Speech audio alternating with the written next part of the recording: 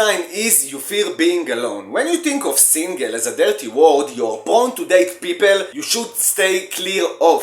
Women who know how to enjoy their own company and build independent, fulfilling life are in much better position to choose a worthy and suitable partner. When you feel anxious or afraid to be alone, you usually haven't developed a strong enough sense of self that can lead you to choose romantic partners from a place of desperation rather than a place of strength and power. The second sign is you haven't given any thought to your relationship deal breakers. What are your deal breakers? The laundry list of things you simply won't tolerate in someone you are thinking of getting serious with. Figure out which character traits get on your nerves and you will be better equipped to avoid guys who possess them.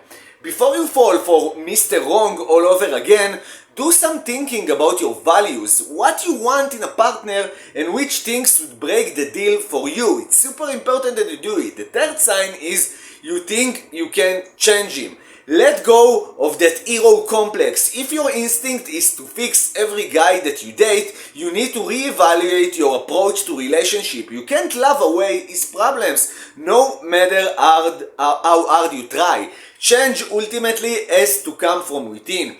If you are already saying to yourself that you can change him, think about what that really means. It means that he has smashed right up against one of your deal breakers. He won't change, you will give up one of your core values in trying to change him, and there will be only conflict and heartbreak in the end. The fourth sign is you haven't figured out what you need in life, independent of relationship. You can't change him, but you can do the inner work required to get a handle on your own issues. In fact, it's probably the most important step you can take to break your old dating patterns. We will continue to make the same mistake over and over again until we learn our lesson, whatever that mistake might be, including dating the wrong type of guy. Do you have daddy issues you haven't addressed? You might continually fall for a guy who treats you like a little girl.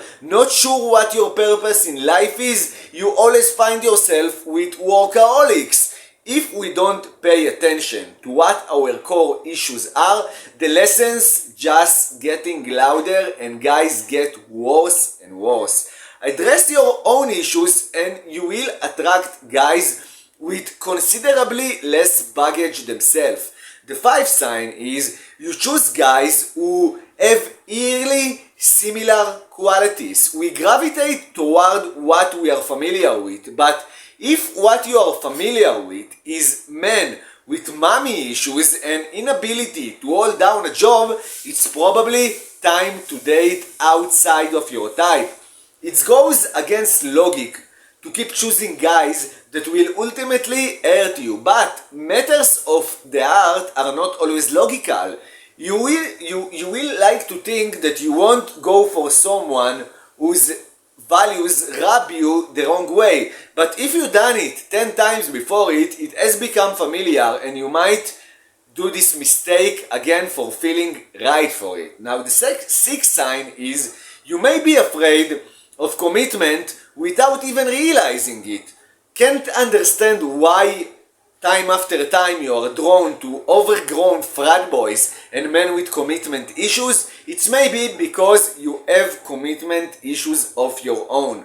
People sometimes reject wonderful partners who exist in plain sight but are not recognizable to them because of their fear of commitment. Sometimes they are not even fully aware of this fear.